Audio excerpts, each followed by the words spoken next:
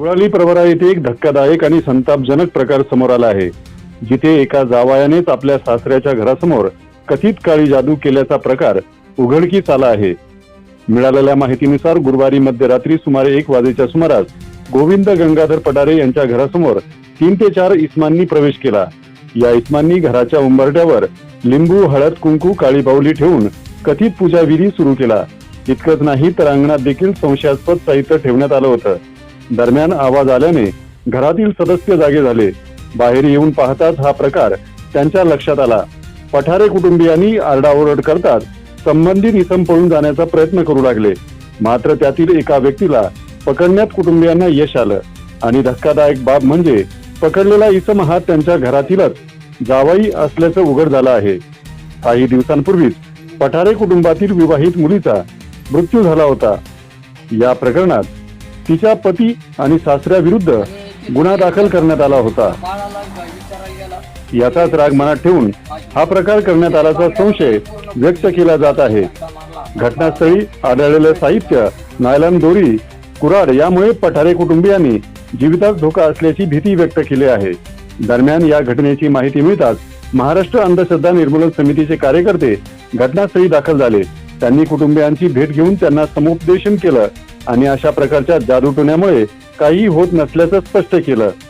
या प्रकरणी पठारे कुटुंबियांनी राहुरी पोलीस ठाण्यात तक्रार दाखल केली असून महाराष्ट्र अंधश्रद्धा निर्मूलन कायद्यानुसार गुन्हा नोंदवण्यात आला आहे.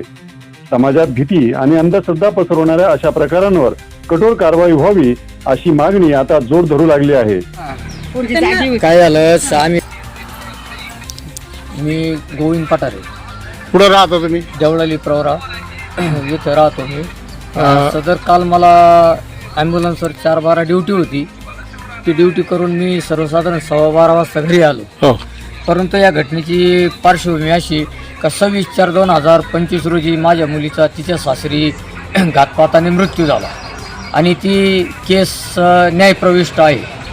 त्याच्यामुळं हे समोरील जो आरोपी होता तर तो काल संध्याकाळी आला. त्याच्यासोबत 3 आरोपी आणि तो एक चौथा, असे 4 आरोपी होते. नावं सांगा त्यांची, कोण कोण? विशालराव साहेब लांडी हा एक आरोपी आणि 3 आरोपी ओळखले नाही आम्हाला, ते पसार झाले. आणि मग हा विधी इथं त्यांनी हा विधी करून हे समोर गेट होतं, ते गेट त्यांनी उघडायचा प्रयत्न केला. पण ते गेटचा आवाज आला ना तर आम्ही जागे झालो. मग जागे झालो तर मी विचारलं कोण आहे, तर तो पळाला. मग माझा मुलगा आहे हा, तो लगेच आम्ही 2 जण लगेच इथपर्यंत आलो, पण आम्हाला इथं दिसला नाही. मग माझी मोटरसायकल चालू केली. मग मोटरसायकलवर आम्ही त्याचा पाठलाग केला. तो हे इथं गहू आहे, इथं गहू शेती आहे, त्या शेतीत ही मोटरसायकल आणि तो असा लपलेला होता. मग तो तिथून आणला आम्ही.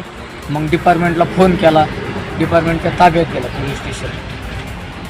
तुमची मुलगी, तिचं नाव काय आणि कुठं दिली होती? पुन्हा विशाल लांडगे डेरे इथं दिली होती, डेरे तालुका नगर येथे दिली होती. आणि तिला 3 वर्षाचं बाळ आहे. बाबू इकडे का? तिचा मृत्यू कशामुळे झाला? तिचा घातपात मृत्यू झालेला आहे. तशी तक्रार तुम्ही केली होती? न्यायप्रविष्ट त्यांना, आणि सगळ्यात महत्त्वाचं त्यांना अटक झाली. आणि त्यांचा ज्यावेळेस जामीन मंजूर झाला त्यावेळेस आपण एक रितसर अर्ज केला होता. अहमदनगर MIDC पोलीस स्टेशन आणि DYSP ऑफिस, तर त्यांची प्रत आहे आपल्याकडं का याला जर बाळाला न्यायचं असेल तर यांनी कायदेशीर मार्गाने घेऊन जाणे, आम्हाला भविष्यात कुठलीही दमदाटी न करता. पण त्यांनी काल हा असा आगोरी प्रत्ये उद्योग करून हे सामान काय डिकीत सापडलं. श्रीरामपूर देवळाली रोडवर या ठिकाणी निसर्ग हॉटेल त्या समोर पठारी वस्ती, आणि या पठारी वस्तीमध्ये काल रात्री अंधश्रद्धेचा अघोरी प्रकार झाला. आणि त्या पठारी कुटुंबियाचे आम्हाला फोन आले. त्यांच्या फोननुसार आमच्या राज्य सचिव गवंदे मॅडम, गवंदे सर आणि आम्ही या ठिकाणी आलो, घटनास्थळाला भेट दिली. खरोखर हा अंधश्रद्धेचा प्रकार आहे, त्यामुळे कोणी घाबरून जाऊ नये. हे जादूटोणा जो त्याचा हेतू होता, त्यांचा जो जावई होता, त्यांच्या मुलीचं निधन झालेलं आहे, तो घातपाती मृत्यू होता. आणि यांनी त्या गुन्हा दाखल केला आणि त्याचा सूड घेण्याकरता त्या जावयाने कुणा तरी बाबाला हाताशी धरून या ठिकाणी दरवाजा पुजण्याचा प्रकार केला. त्याच्याबरोबर कुऱ्हाड पण होती, दुरी पण होती, म्हणजे काहीतरी घातपात करायचा हेतू होता.